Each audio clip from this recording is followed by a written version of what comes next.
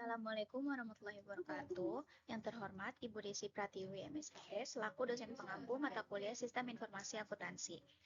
Pada kesempatan kali ini, kami akan mempresentasikan hasil dari diskusi kelompok kami. Sebelum itu, perkenalkan, nama saya Zahwatri Nevia. Dalam presentasi kali ini, ada beberapa pembahasan yang akan kami bahas. Yang pertama, ada profil perusahaan, kedua, produk dan layanan, tiga, target pasar, keempat, keunggulan kompetitif, kelima, identifikasi transaksi utama, keenam, jenis laporan yang diperlukan, ketujuh, alur flowchart, kedelapan, identifikasi permasalahan dalam sistem, serta yang terakhir, rekomendasi untuk peningkatan efisiensi. Saya akan menjelaskan tentang profil perusahaan. Nama perusahaan yang kita amati itu Marni Laundry. Dia berdiri pada tahun 2023. Pendirinya itu bernama Bapak Martin dan lokasinya ada di Jalan Raya Pertamina Kampung Wates, RT 0206, Desa Kedung Jaya, Babelan, Bekasi. Marni Laundry telah berkembang pesat dalam memberikan layanan laundry sejak didirikan, berkomitmen untuk menghadirkan solusi kebersihan pakaian yang handal. Perusahaan ini terus menjunjung tinggi standar kualitas, kecepatan, dan keberlanjutan lingkungan dalam setiap layanannya. Selanjutnya ada produk dan layanan yang ditawarkan oleh Marni Laundry. Yang pertama ada laundry basah dan kering.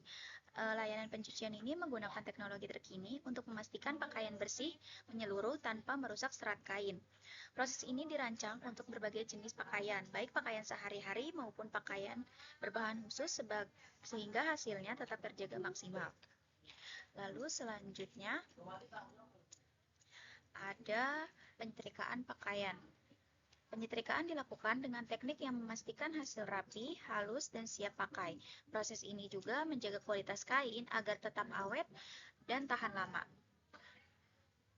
Selanjutnya ada perawatan khusus. Perawatan khusus diberikan untuk pakaian berbahan sensitif atau bernilai tinggi seperti gaun pesta, jas, atau pakaian berbahan premium.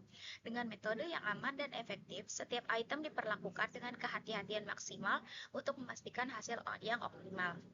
Yang terakhir ada layanan antar jemput. Untuk kenyamanan pelanggan Marni Laundry, Marni Laundry menyediakan layanan antar jemput yang mencakup wilayah Bekasi dan sekitarnya. Pelanggan tidak perlu repot datang langsung ke lokasi karena pakaian akan diambil dan dikembalikan dalam kondisi bersih dan rapi secara tepat waktu.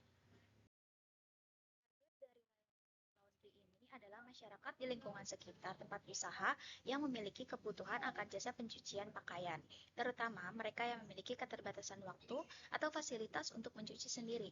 Fokus utamanya adalah pada warga lokal seperti mahasiswa, pekerja kantoran, dan keluarga yang tinggal di daerah tersebut. Pendekatan promosi dari Marni Laundry yaitu menggunakan pendekatan dari mulut ke mulut yang menjadikan strategi penting untuk menjangkau target pasar. Hal ini bertujuan untuk memperluas jangkauan pelanggan melalui rekomendasi langsung dari pelanggan yang puas dengan layanan yang diberikan. Marni Laundry memiliki sejumlah keunggulan yang menjadikannya pilihan utama bagi pelanggan yang membutuhkan layanan laundry berkualitas. Perusahaan ini telah mengembangkan proses pencucian yang profesional, menggunakan teknologi modern yang mampu membersihkan pakaian secara menyeluruh tanpa merusak serat kain. Selanjutnya, ada layanan yang beragam, seperti perawatan khusus untuk pakaian berbahan sensitif, penyetrikaan rapi, dan perawatan barang lainnya, seperti boneka, dan memberikan solusi lengkap untuk berbagai kebutuhan pelanggan. Yang keunggulan lainnya itu ada layanan antar jemput yang mempermudah pelanggan dalam mengakses jasa laundry ini, sehingga mereka tidak perlu repot mengantar pakaian mereka sendiri. Dan komitmen mereka terhadap kualitas, efisiensi, dan ramah lingkungan menjadikan Marni Laundry sebagai mitra terpercaya dalam menjaga kebersihan pakaian dengan hasil terbaik. Selanjutnya ada pembahasan tentang identifikasi transaksi. Dalam pembahasan ini kita membahas tiga pembahasan, yaitu penerimaan uang dari pelanggan, pengeluaran biaya operasional, dan yang terakhir ada pencatatan pendapatan dan biaya. Ada penerimaan uang dari pelanggan. Proses ini dimulai dengan mencatat setiap penerimaan uang tunai atau non-tunai dari pelanggan sebagai hasil pembayaran atas jasa yang telah diberikan. Penerimaan tersebut harus didokumentasikan melalui bukti transaksi seperti kwitansi atau nota dan dicatat dalam buku kas atau sistem akuntansi yang digunakan oleh perusahaan untuk memastikan keakuratan laporan keuangan. Yang kedua, ada pengeluaran biaya operasional. Dalam operasional bisnis laundry, salah satu transaksi utama yang sering kali terjadi adalah pembayaran biaya operasional. Biaya ini mencakup berbagai kebutuhan yang mendukung kelancaran operasional sehari-hari. Beberapa komponen pembiayaan operasionalnya adalah yang pertama biaya sewa tempat, kedua biaya listrik dan air, ketiga biaya bahan baku, keempat gaji karyawan, dan yang kelima ada biaya perawatan dan perbaikan alat. Oke, selanjutnya saya Nadia Cahyani. Saya akan melanjutkan materi berikutnya. Yang ketiga yaitu pencatatan pendapatan dan biaya. Di sini kita ada pendapatan harian, pendapatan bulanan, dan juga pengeluaran biaya operasional. Baik, selanjutnya yaitu saya akan membahas pendapatan harian. Nah, di sini pendapatan harian ini dicatat berdasarkan transaksi layanan yang terjadi setiap harinya, seperti pencucian pakaian kiloan, penyetrikaan, dry cleaning, atau perawatan khusus. Nah, pencatatan ini dilakukan dengan mencatat jumlah layanan, nama pelanggan, jenis layanan, dan juga total pembayarannya. Nah, setiap transaksi ini akan direkap secara manual atau menggunakan aplikasi kasir untuk menghasilkan laporan harian. Nah, contohnya seperti gambar yang ada berikut ini.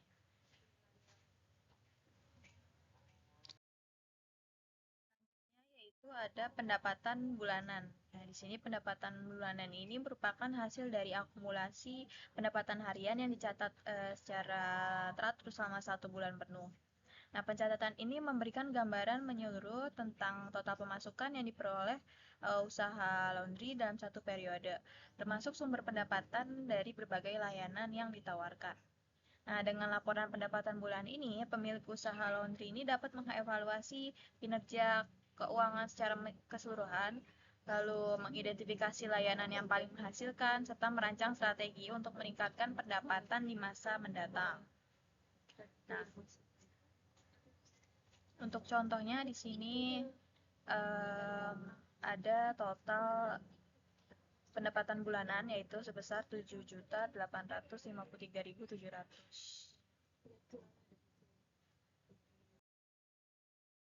Lalu yang terakhir di sini ada pengeluaran biaya operasional.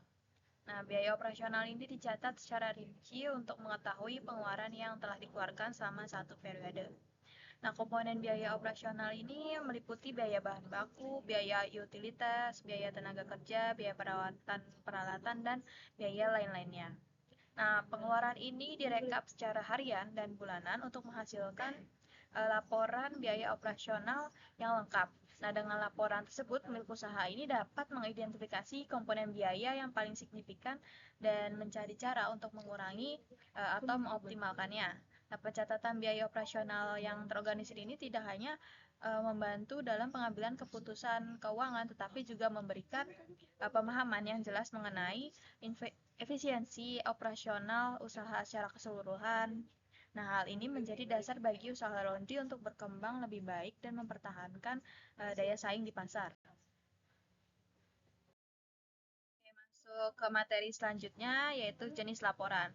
Nah, di sini itu kita menggunakan laporan yaitu laporan laba rugi. Di sini laporan laba rugi ini menyajikan gambaran rinci mengenai kinerja keuangan usaha selama periode tertentu. Nah, dengan mencatat semua pendapatan yang diperoleh serta beban operasional yang telah dikeluarkan. Nah, laporan laba rugi ini juga membantu pemilik usaha dalam merencanakan strategi keuangan yang lebih baik, seperti alokasi dana untuk investasi peralatan baru, pengembangan layanan, atau program promosi untuk meningkatkan pendapatan. Nah, dengan laporan ini pemilik usaha laundry ini tidak hanya dapat memantau kesehatan keuangan usahanya, tetapi juga membuat keputusan yang lebih terarah dan mendukung pertumbuhan bisnis secara berkelanjutan. Perkenalkan, nama saya Desa Wulandari. Saya di sini membawakan materi alur flowchart. Oke, yang pertama itu bagan alir pembelian. Nah, yang pertama itu kita mulai dari kasir, lalu kasir cek barang fisik secara manual, lalu kita langsung ke pembelian ke supplier. Nah, di penjual ini dia membuat bukti pembelian dan penyerahan barang. Nah, lalu kasir itu menerima barang, lalu lanjut ke pembuatan nota. Nah, pembuatan nota ini menghasilkan dua rangkap nota pembelian. Nota pembelian rangkap pertama kita kirimkan ke pemilik dan rangkap kedua kita menyimpan sebagai dokumen. Oke, bagan alir yang kedua itu bagan alir pemesanan laundry. Nah, di sini itu dari pelanggan kita mulainya. Lalu pelanggan itu datang ke tempat laundry dan order laundry. Lalu admin itu memberikan informasi layanan laundry. Nah, setelah admin memberikan informasi layanan laundry ini, pelanggan memesan layanan laundry dan menyerahkan cucian. Lalu admin melakukan penimbangan berat cucian. Lalu setelah menimbang berat cucian, lanjut ke proses menginput nama atau data pelanggan, jenis layanan, dan berat cucian. Lalu lanjut ke harga dan pemilihan jenis parfum. Lalu lanjut ke pelanggan. Pelanggan itu membayar biaya laundry. Lalu setelah membayar itu si admin itu proses order. Nah, setelah proses order selesai nanti akan ada orderan siap diambil. Nah, orderan siap diambil ini menerbitkan nota penjualan bisa via WA. Lalu di pelanggan ini setelah menerima nota penjualan via WA ataupun fisik, dia mengambil cucian. Nah, lalu setelah mengambil cucian langsung ke admin itu cek data pembayarannya. Nah, kalau si admin ini mengecek juga apakah sudah lunas atau tidak. Kalau tidak, pelanggan melakukan pelunasan terlebih dahulu, lalu lanjut admin itu menerima pembayaran dan mencatat pelunasannya, lalu lanjut ke rekap data transaksi. Kalau jika sudah lunas, langsung lanjut ke rekap data transaksi. Nah, rekap data transaksi ini kita serahkan ke pemilik, bentuknya laporan transaksi. Nah, kita lalu lanjut, pemilik itu melihat laporan transaksi dan selesai.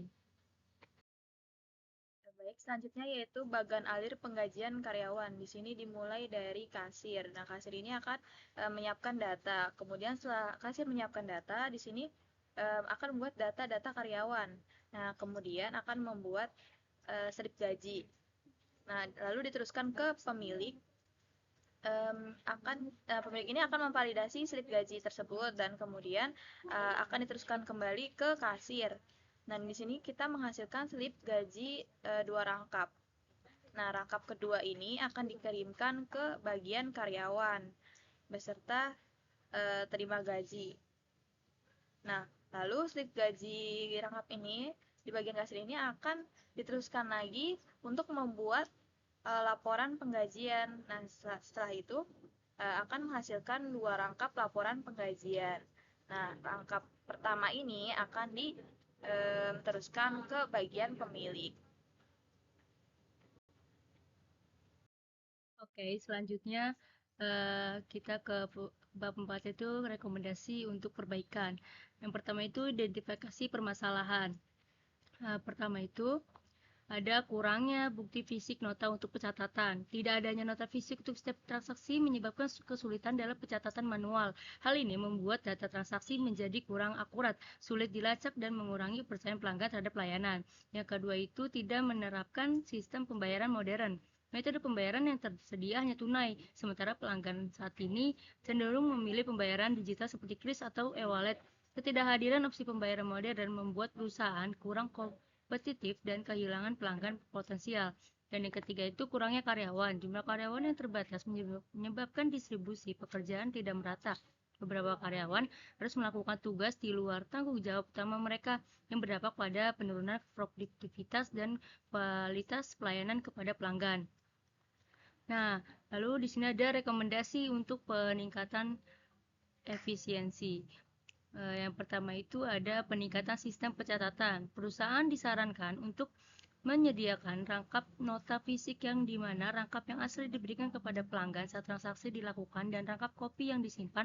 Untuk perusahaan menyediakan buku kas harian untuk mencatat semua transaksi masuk dan keluar secara manual juga dapat menjadi solusi sementara dengan tetap mempertahankan pengarsipan yang rapi. Lalu yang kedua itu modernisasi sistem pembayaran. Di sini itu mengintegrasikan sistem pembayaran modern seperti KRIS, e-wallet, seperti OVO, GoPay, dan Dana akan mempermudah konsumen dalam melakukan pembayaran. Angka ini juga dapat menarik lebih banyak pelanggan yang mengutamakan kemudahan transaksi. Lalu yang ketiga itu penambahan pengelolaan karyawan. Menambah jumlah karyawan agar pembagian tugas lebih mudah semua dengan job desk masing-masing seperti bagian administrasi, pencucian, penyetrikaan, dan pengantaran. Membuat dan menerapkan standar operasional prosedur atau SOP untuk setiap divisi agar pekerjaan dapat dilakukan dengan lebih tertata dan efisien untuk memastikan pelayanan yang maksimal. Perusahaan dapat mengatur jadwal kerja berbasis shift sehingga beban kerja dapat terbagi secara adil. Lalu yang keempat itu rekomendasi jangka panjang. Perusahaan dapat mempertimbangkan untuk menambah mesin laundry dengan kapasitas besar atau teknologi terkini yang dapat mempercepat proses pencucian dan mengurangi beban kerja manual. Selain itu, profesional perusahaan juga disarankan untuk meningkatkan branding dan pemasaran, misalnya melalui media sosial untuk menjangkau lebih banyak pelanggan. Lalu yang terakhir itu bab 5 kesimpulan.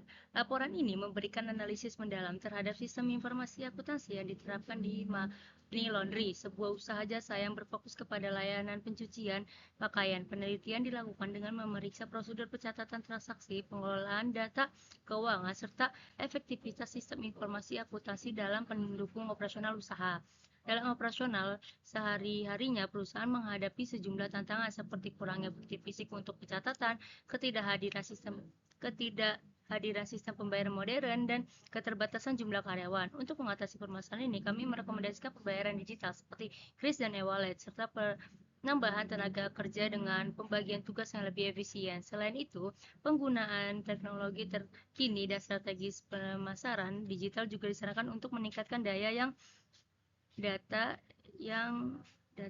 saing dan efisien operasional perusahaan. Dengan penerapan langkah-langkah tersebut, diharapkan Money Laundry dapat memperbarui manajemen keuangannya, meningkatkan kepuasan pelanggan, serta memperluas jangkauan pasarnya. Berikut merupakan beberapa dokumentasi yang kita ambil saat wawancara dengan pemilik Money Laundry. Demikianlah pemaparan materi dari guru kami. Kami berharap informasi yang kami sampaikan dapat memberikan manfaat serta menambah wawasan. Kurang lebihnya mohon maaf. Wassalamualaikum warahmatullahi wabarakatuh.